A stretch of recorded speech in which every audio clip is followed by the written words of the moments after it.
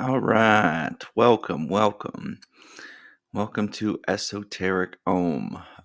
Today we're going to be talking a little bit about angels. Just a brief overview, kind of what they are, where you can learn more about them, and how to get in contact with them. Um, let's dive in. So, there's a picture of a beautiful angel, and that's traditionally kind of how they're thought of, a humanoid figure with wings, usually bright, glowing. But they're different manifestations of angels. So sometimes they'll appear as geometric figures. Sometimes they will appear like that. Um, Sometimes they won't appear at all. Sometimes you won't be able to notice a physical manifestation of them. Sometimes they'll look just like humans. Sometimes you really won't be able to tell the difference. It just kind of depends. I think that they tend to take forms that we are comfortable with.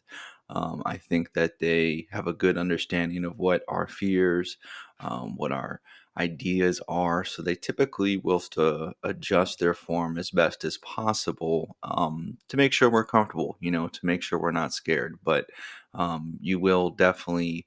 Um, Typically be able to sense something different. If it's a person, you'll get a feeling, you'll get a sensation. In the Bible, it's typically whenever an angel appears, people bow down in fear and awe. Um, but yeah, they come in, all shapes, sizes, and I, believe that they are, spiritual beings first, but that they can take a physical form if necessary. As far as how this works, or how much energy it takes for them to take a physical form, I'm just not sure. So, let's see here. All right, yeah. So, what are they? They're you know, basically aspects of the whole. So if you think of God as the totality of everything, they are individual aspects of that. So if you can like imagine a circle, and then you put a dot in the middle of the circle in a line, almost like a slice of pizza, they're those individual slices of that whole pizza. So they are have kind of control in ownership of certain aspects of reality, but basically you can think of them as like um, generals of the divine, basically overseers of different aspects of creation, and they're also considered parts of our higher self. They're us. They're aspects of ourselves that typically we are unconscious of, or that we consider the best of us, the highest of us, the future self. So that's kind of just different ways that you can think about them. As far as they are also, I believe, entities that are separate from us on one level, but on a different level, they're just aspects of our higher self, of our God self. And there's kind of a hierarchy of them. We'll kind of get into that a little bit later, but there are classes. There are different levels to this. So, if you can think of it like your body, right? If your body is the totality of existence, maybe your organs are different, classes of angels, archangels, and your cells could be considered in that organ, angels. So your body's kind of divided into 12 major systems, I believe. So you can think that, okay, maybe there's an angel that oversees that particular system, and all these different systems report to you, the whole of who you are. Are they from Earth? Are they, you know extraterrestrials? Are they aliens? They could be. I don't know. I think that they're multidimensional. I definitely think that there are, outside of Earth in some ways, but that they are able to almost phase in or materialize in this plane. But to say that, like, oh, they're in a different aspect of reality, I mean, reality is kind of layered on top of each other. And um, it's not like such a clear separation of, like, okay, they're not from this world, they are from this world.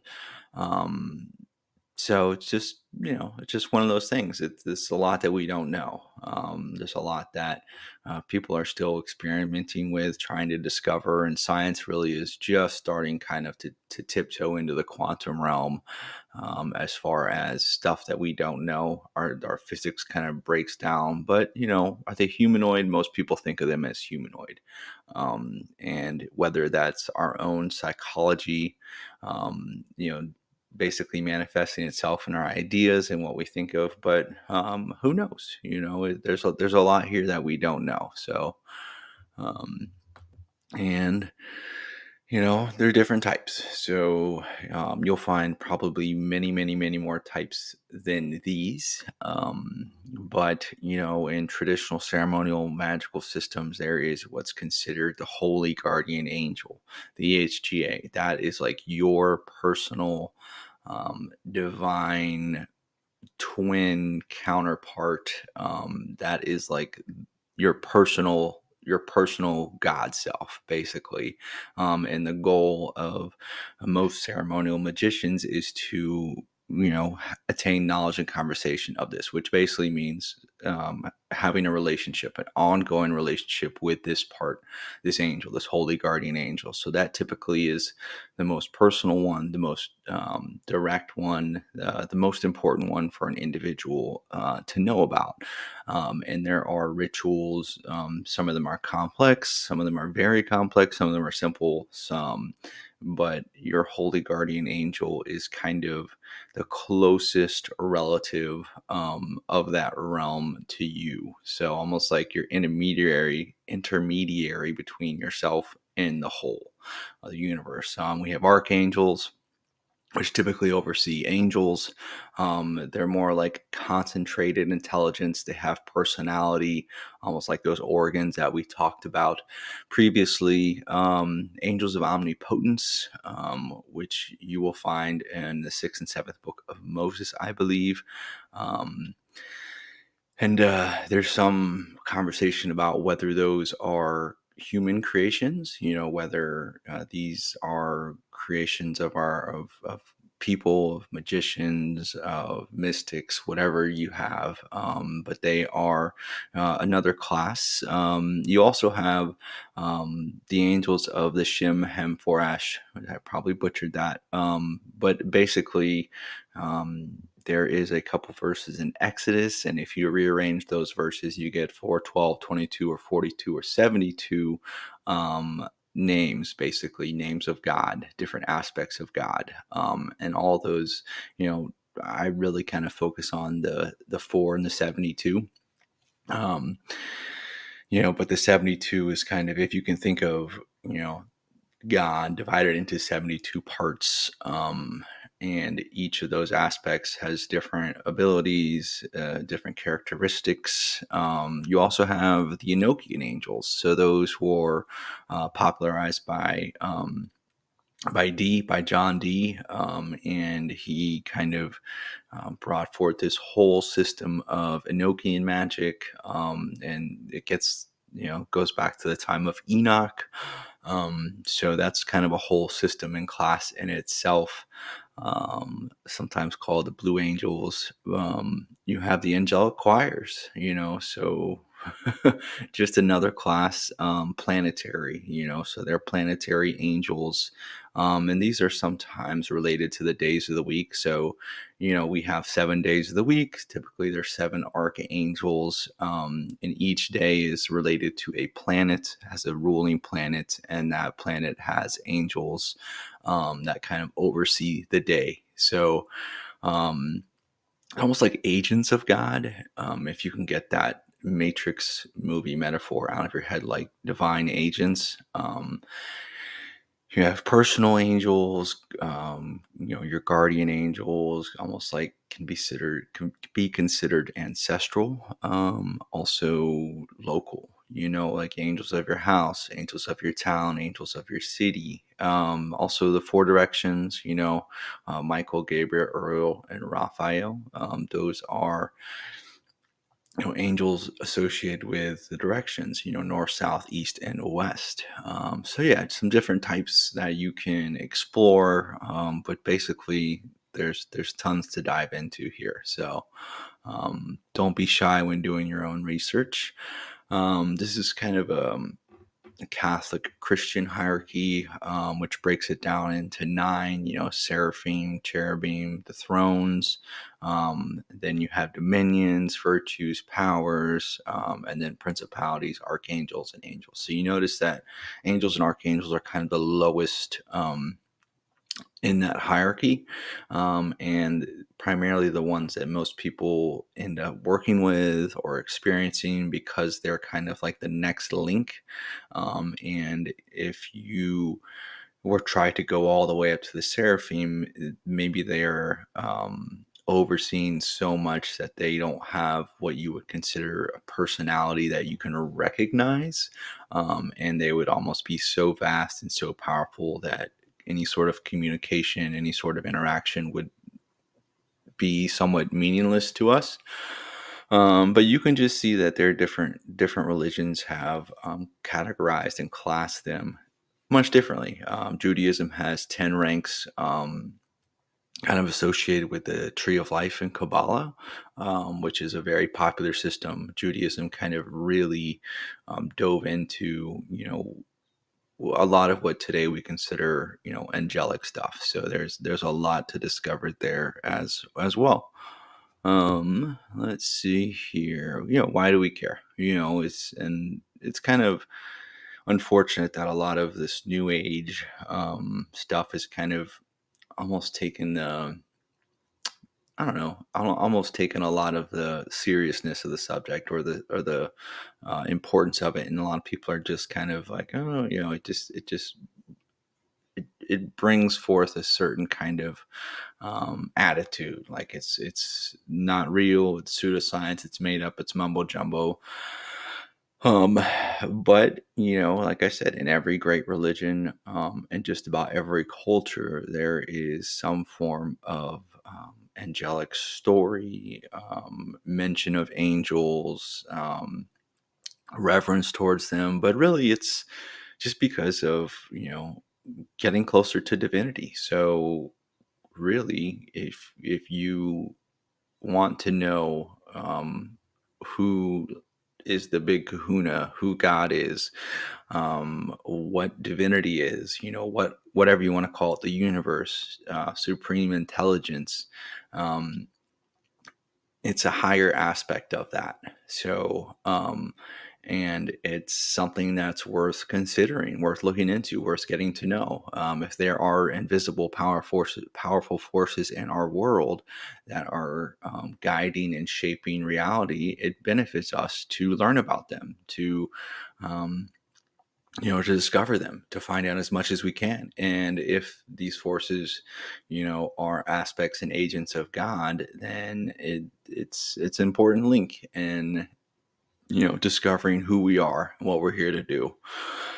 They care about us. This is kind of an idea, that they do care about us, that they care about humanity, that they want what's best for us, that they really do have a soft spot for us. And, maybe some people might not think like this, but I do. I definitely think that they are here to help guide us, to help us. And, they do, in a lot of ways, care about us. Wisdom, the more we can know about the world and the reality that we live in, the wiser that we are. The better decisions we can make, the more we can do to help ourselves and those that we love. They're also useful in manifestation. They're useful in getting what you want. And they are a lot of like you know the law of attraction. A lot of these different ideologies, and idea systems don't really use them for manifestation, but there's a good magical community that does, that uses them to manifest the life that you want, the reality that you want, things that you want, love, community, wealth, health, all those things that you would consider material desires, they are used to manifest those as well. Refining your soul, so kind of a higher spiritual aim is the refinement of your soul, your personality. Basically, the philosopher's stone kind of thing, where um, you are getting rid of the more base, bad aspects of yourself, your personality, your soul, and you are encouraging and almost, in a way, creating the best part of yourself. So you're able to, um, those character defects, those personality flaws, you're able to understand them, remove them, and basically keep refining who you are to be the more perfect, the better version of yourself. So there's a lot of ideas that they really don't like to get involved unless we ask. I do think that sometimes they get involved.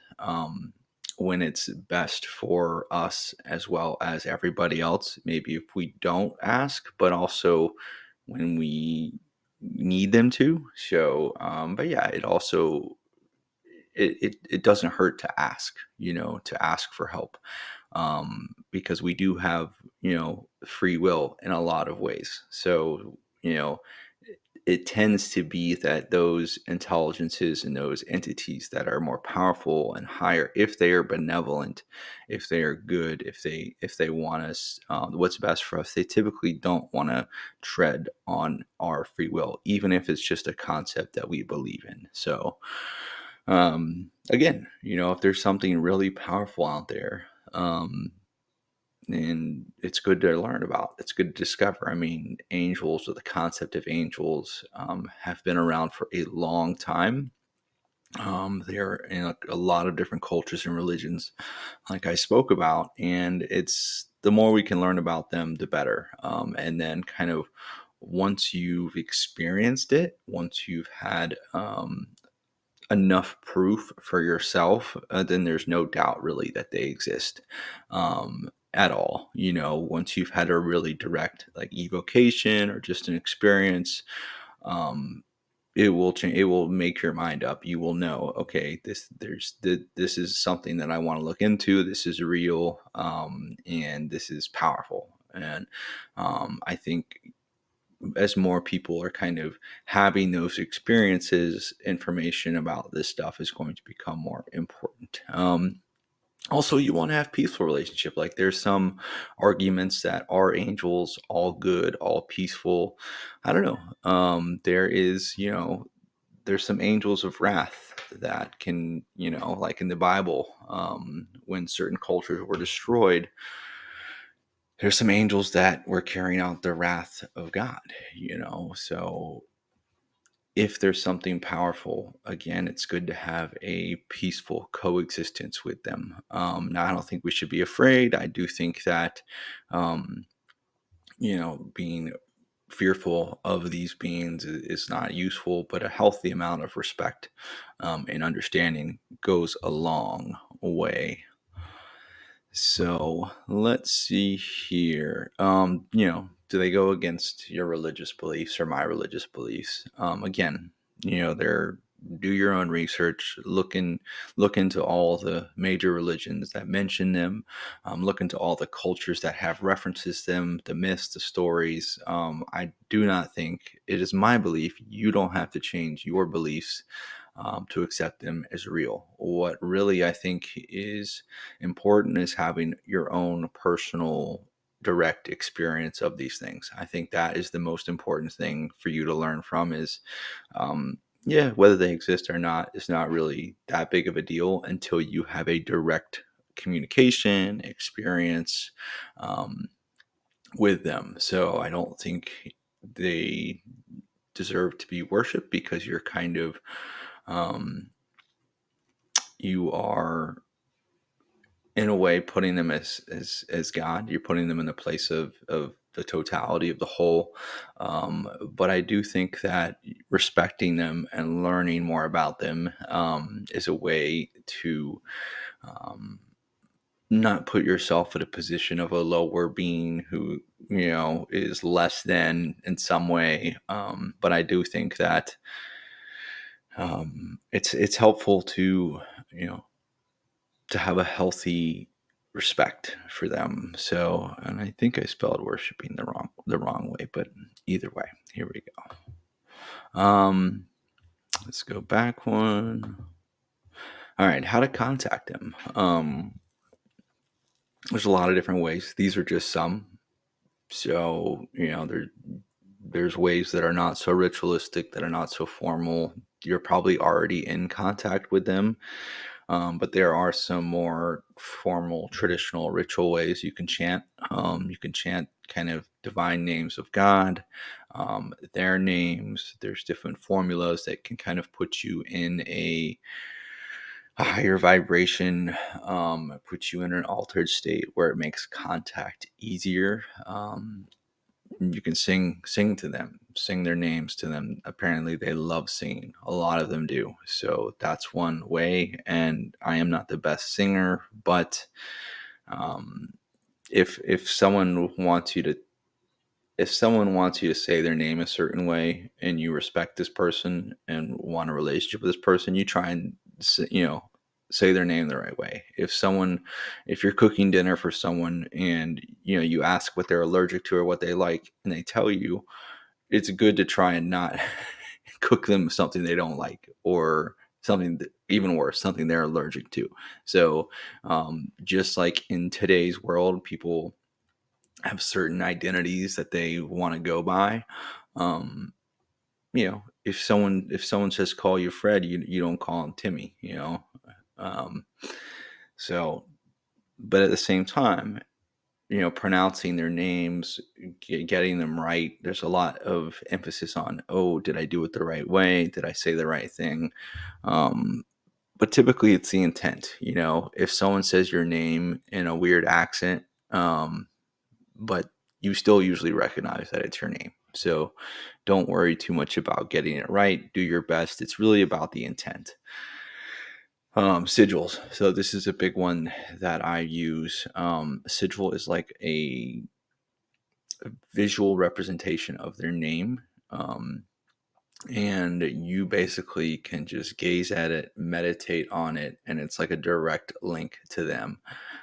So you can look them up. They're sigils for all the major archangels. They're beautiful. You stare at them, and then eventually it like opens up a connection to them. So that's a really useful one. It's easy. It's quick. You just have to be able to kind of have a relaxed, concentrated focus, for anywhere from a minute to a few minutes. You can do invocations, which is kind of um, a process where you draw their qualities into you, and you basically call them into your personality so they can manifest. And some people are not so keen on that, because you want to have healthy boundaries. You don't want to be calling something that you don't really know into you and giving them that type of access.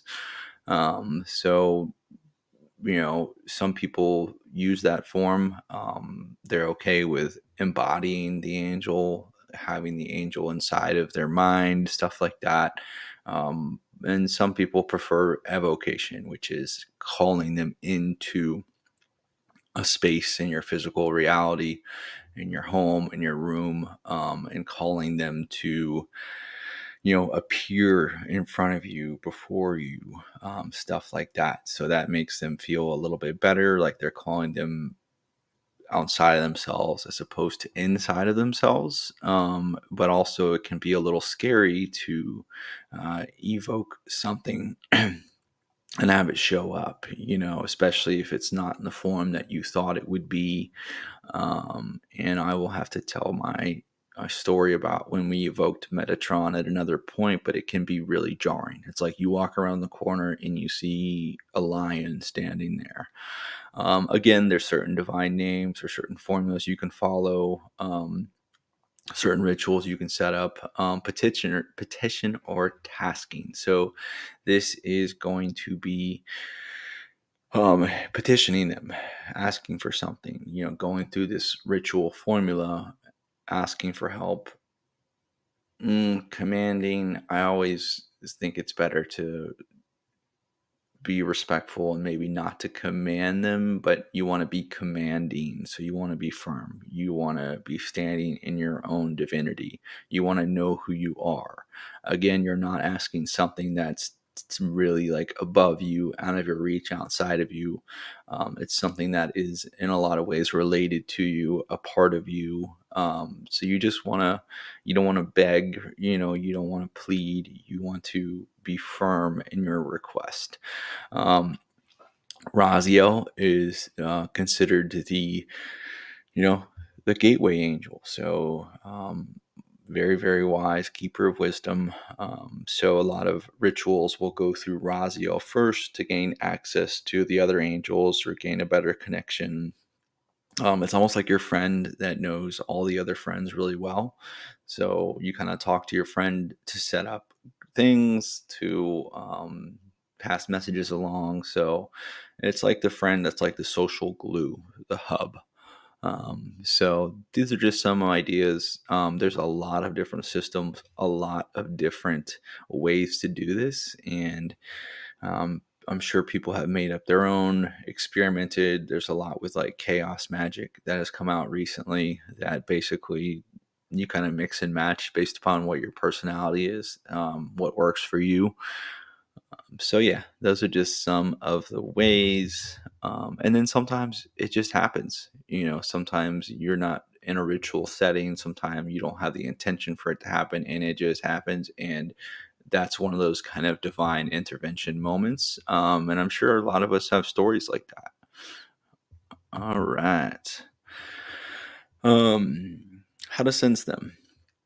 Some people are better able to sense spiritual beings, angels, other types of beings, and that's, I think, a sense that we can work on developing. Even if you can't, it doesn't mean that they're not there. So even if you don't notice anything different, it doesn't mean that they didn't hear you, that you didn't get your request through, that there's not some communication taking place underneath the surface. So we are all in different parts on our journey. Some of us are very um, inclined to sense spiritual beings, messages, are very perceptive to certain layers of reality, and some of us aren't. So that's okay. You do have to just believe and trust that you're being heard. You use one of these ways to get in contact with them.